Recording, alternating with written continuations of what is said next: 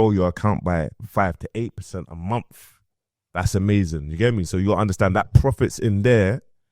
Then it's like 80%. So I don't know. What's 10% of $15,000 is $1,500.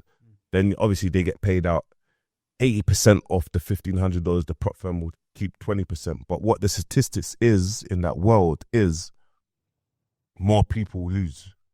More people will lose the trade. I quit that game because in my head is like, what I realized, I'll tell you why I quit that game, yeah, is, bro, I got ill, yeah. Someone put evil out on man, bro. Get me?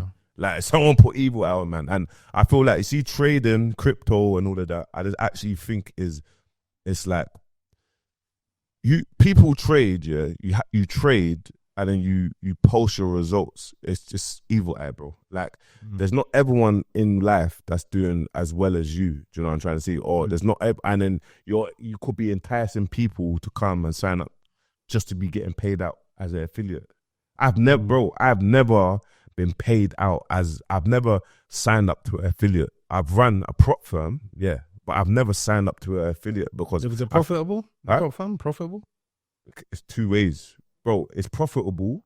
Overall, did you make a profit with your profit? Yeah, of course, because the position that I'm in, I've landed to start in, that's got something to do with it. Do you know what I'm trying to say?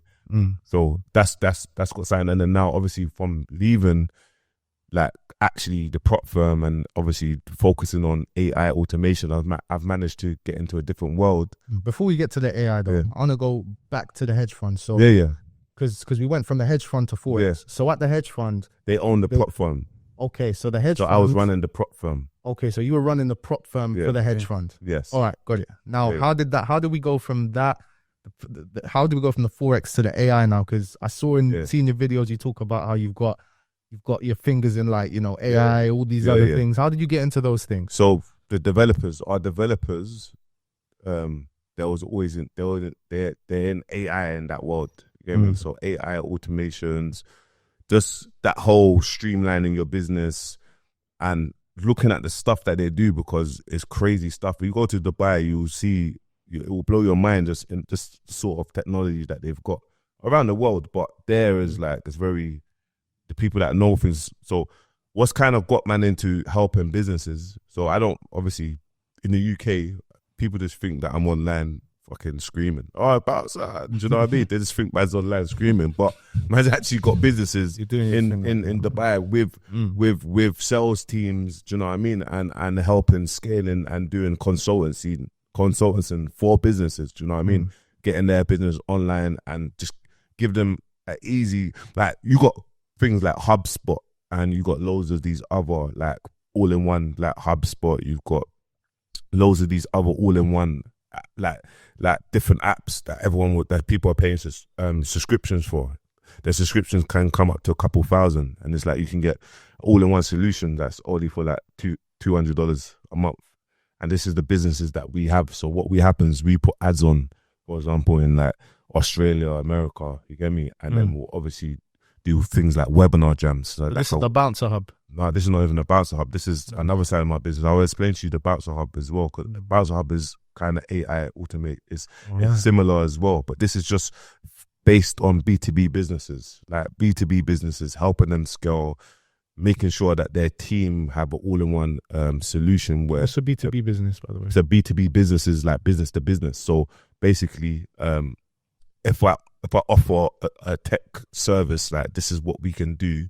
We're only based it for B2B, like business to business. So we're gonna look at their business, where we can help them, how we can help them to grow online, how we can help them bring more revenue. So B2C is like me probably speaking to an artist, a musician, saying, "Oh yeah, I'm gonna do some marketing with you or coaching you." But yeah, so that's difference. Oh, yeah. Tell us about the Bouncer Hub then.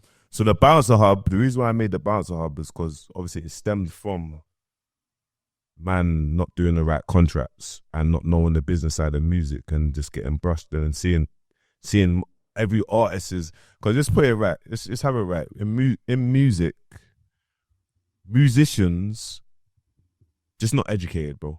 Like, so it's not the fact that they've been burnt, they're just not educated enough to answer the right questions. So I thought, okay, I done the Bouncer Hub maybe during COVID. It wasn't called the Bouncer Hub, but it was similar. It was like, I remember I was charging COVID. I had like 30 people on Zoom charging like just £50 for the month, and we was just doing like teaching people business side of music. Like when that's it comes nothing to you as well, innit? Huh? That's nothing to you as well. Then I was on my mum's blow up bed. But shit! But that's I say during COVID, I was doing that. Like, and that's how it started.